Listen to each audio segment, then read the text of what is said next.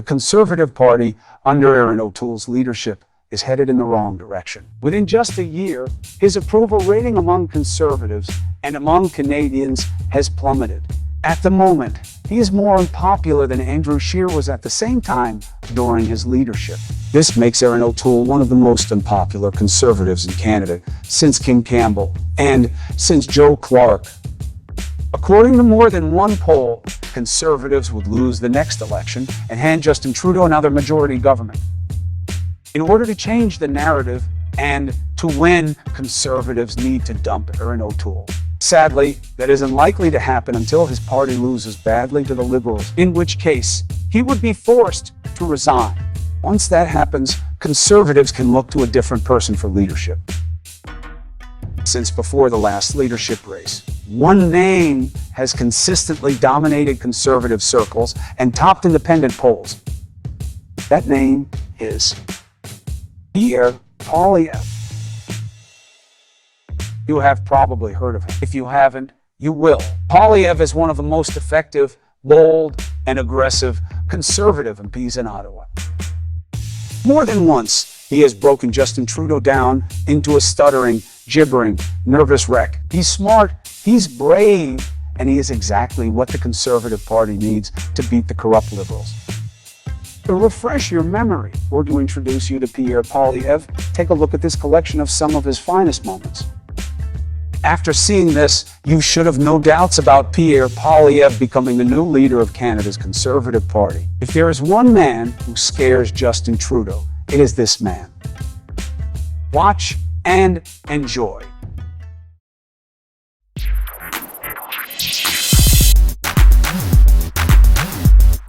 Resuming debate, the Honourable Member for Carleton. Can I just begin? Just start speaking? I have to fill out a form or get permission from an agency or a department or some other authority? Aren't we in Canada here? Don't you need to fill out a form or get permission before you make anything, even if it's just making a speech? Your 16 seconds are up. I'm going to ask you again because nobody believes you when you say you don't know how much money your family has got from the wheat group. You've had a month to look into that. You knew you were going to testify here. Again, how much money total have your brother, mother, and spouse received from this organization? How much? That information has been publicly shared, but I will highlight. Well, then tell me what it is. My mother How much? has. Well, it's true the minister was there to answer questions, except he didn't know any of the answers. Right. We asked, for example, why the contract with we had been backdated more than 6 weeks. He didn't even know that was the case. We asked why it was that they went ahead with a grant after Treasury Board found no evidence that we could even deliver the program. He didn't even know that. He didn't know that the Prime Minister's office had received promotional material from we with his mother and wife in it. Mr. Speaker, didn't they just send this minister over to the committee because he didn't know anything and therefore he couldn't accidentally tell the truth? That's right. So if I go to the grocery store and spend a small fortune on groceries, my wife says, what the hell did you spend $500 on? She'd expect to see a receipt with item by item on it, wouldn't you, honey? She's back there. Are you aware of Section 21? Yes, since I've read the Act, I'm aware of Section 21. What does it say? I can pull it up for you, but if you have it in front of you, if you don't mind. Well, it says a public office holder, of which you are one, shall recuse himself or herself from any discussion, decision, debate, or vote in any matter in which, in respect of which he or she would be in a conflict of interest. Now, what you've admitted today is not just that you were in a conflict of interest, but that you consciously recognized in your May cabinet meeting that such a conflict might exist. What is the total dollar value of all the fees and expenses you've paid to the Trudeau family? The total, please. $17,500. To the, by Trudeau family, I mean his brother, his mother, his spouse, himself. Oh, those are the fees. If you're asking expenses, I need a calculator for a minute. If 1 second. You can come back to it, but you will be if you're going to give this number on the record and into you're going to testify it into the record under oath, because I want the total. I want nothing left out. And I want you to tell us what the total value is that you have paid to Mr. Trudeau, his wife, his brother, and his mother. The total of everything. And then we go to housing. Of course, the red tape that prevents housing construction is wonderful news for millionaire mansion owners because it drives up the value of their real estate while making the young, the poor, and the renters much worse off. A huge wealth transfer. Speaker, this Prime Minister has gone across the country accusing our small businesses, avoiding paying their fair share, attacking them as, quote, wealthy cheats. Mr. Speaker, those are the words of the Prime Minister. Now he wants us to cry crocodile tears for him because people are asking questions about the bills that he's going to have to pay under these proposals. 834,100. That's the number of paychecks that are missing in Canada. It's the number of families sitting teary-eyed around the kitchen table trying to figure out how they're going to fund their future. And while the Deputy Prime Minister has congratulated Conservatives for supporting income programs for those same families, those families need jobs back in order to secure their future.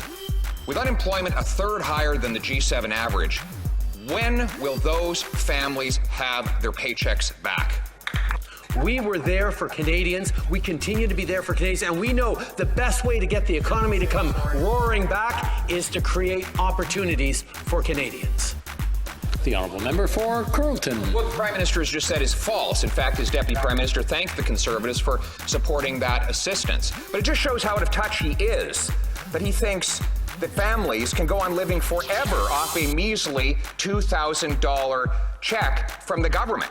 They don't have multi-million-dollar trust funds like he does. They want jobs, like workers in other countries where unemployment is significantly lower than it is here. So why is it, Mr. Speaker, that workers abroad get paychecks while ours here at home just get credit card debts?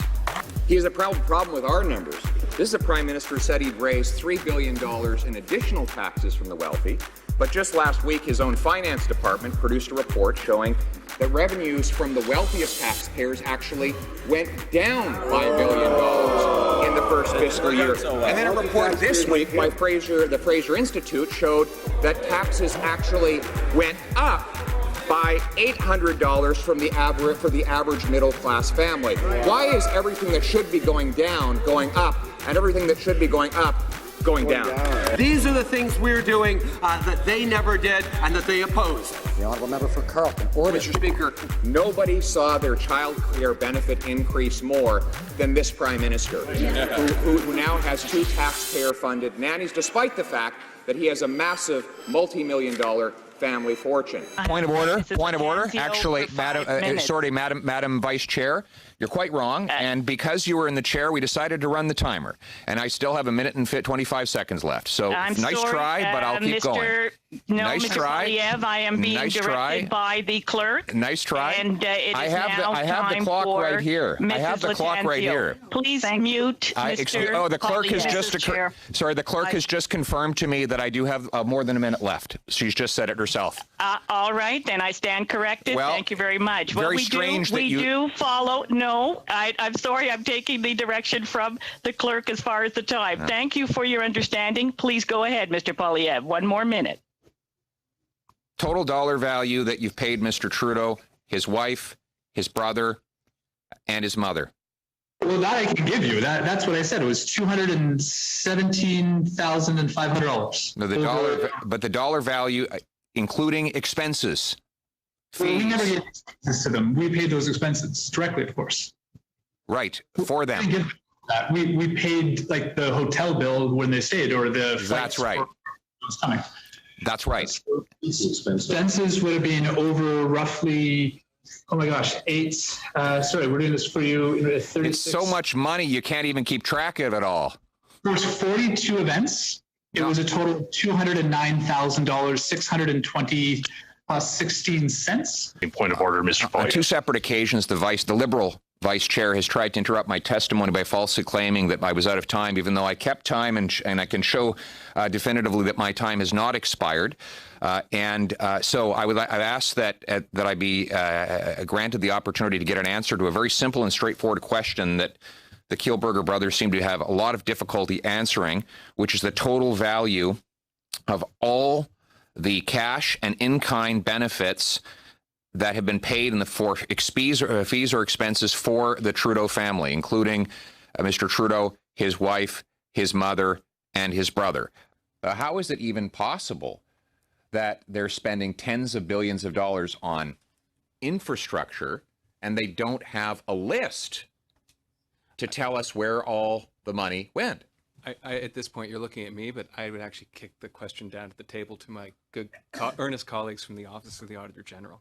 Well, we wanted to hear from the minister responsible, not Minister I don't know. But that's what we got from him. He didn't know any of the facts. We asked question after question, and he broke the Guinness Book of World Records for not having answers, and actually, to his credit, openly admitting that he didn't know any of the answers. So if he doesn't know any of the answers, can they send another minister who can explain why this government gave a $500 million grant to a group that had paid the Prime Minister's family a $500 million?